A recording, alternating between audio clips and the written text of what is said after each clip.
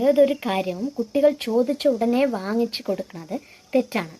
കുട്ടികൾ എന്തെങ്കിലും ചോദിച്ചു എന്ന് പറഞ്ഞാൽ അപ്പം തന്നെ വാങ്ങിച്ചു കൊടുത്താൽ അവർക്ക് വാശിയാണ് കൂടുന്നത്.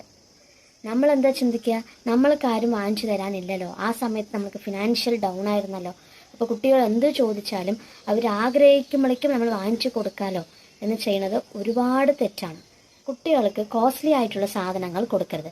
കോസ്റ്റ്ലി ആയിട്ടുള്ള ഡ്രസ്സ്, കോസ്റ്റ്ലി ആയിട്ടുള്ള ടോയ്സ്, കോസ്റ്റ്ലി ആയിട്ടുള്ള വെഹിക്കിൾസ് ഒന്നും ഇപ്പം തന്നെ വാങ്ങിച്ചു കൊടുക്കരുത്. കുട്ടികൾക്ക് പൈസൻ്റെ വാല്യൂ എന്താണെന്ന് മനസ്സിലാക്കി കൊടുക്കുക.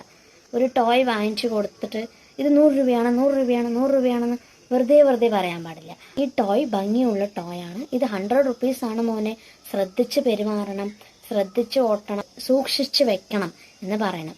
കുട്ടികൾക്ക് ചെറുപ്പം മുതലേ മണിൻ്റെ വാല്യൂ പറഞ്ഞ് മനസ്സിലാക്കുക.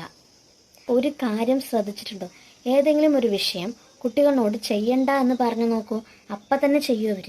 അതുകൊണ്ട് നമ്മൾ ചെയ്യണ്ടെന്നേ പറയാൻ പാടില്ല. സപ്പോസ് അവർ വെള്ളത്തിൽ ഒരുപാട് കളിക്കുകയാണെങ്കിൽ മോനെ വെള്ളത്തിൽ കളിക്കണ്ട എന്ന് ചീത്ത പറഞ്ഞോ അടിച്ചിട്ടോ കാര്യമില്ല. ഡ്രസ്സ് നനയാതെ കളിക്കണം കേട്ടോ, ഇല്ലെങ്കിൽ അമ്മയ്ക്ക് ദേഷ്യം വരും എന്ന് പറഞ്ഞു നോക്കൂ. ഡ്രസ്സ് നനയാതെ കളിക്കുന്നല്ലോ എന്ന് അവർ ശ്രദ്ധിക്കാൻ തുടങ്ങും. കുട്ടികൾ ലിമിറ്റ് ചെയ്യാൻ തുടങ്ങും. നമ്മൾ കളിക്കണം, പക്ഷെ നമ്മൾ ലിമിറ്റായി കളിക്കണം എന്നൊരു തീരുമാനത്തിലെത്തും. അതുപോലെ ചോക്ലേറ്റ് കഴിച്ചോ, ചോക്ലേറ്റ് കഴിക്കണ്ട എന്ന് പറഞ്ഞിട്ട് കാര്യമില്ല. ചോക്ലേറ്റ് കഴിക്കുമ്പോൾ ഒരു പീസ് കഴിച്ചാൽ മതി, ഒരു പീസ് അമ്മയ്ക്കും കൂടി വേണം എന്ന് പറയും. ഷെയറിങ് ചെയ്യാനുള്ള ക്യാരക്ടർ സ്റ്റാർട്ട് ചെയ്യും.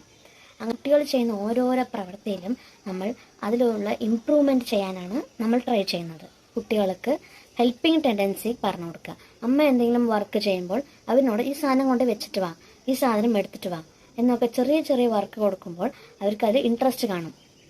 അപ്പോൾ അവർ തനിയെ നമ്മളോട് അട്രാക്റ്റ് ആകും. ഏതെങ്കിലും കാര്യം നമ്മൾ സ്ട്രിക്റ്റായി പറയുമ്പോൾ അവരത് ഫോളോ ചെയ്യില്ല.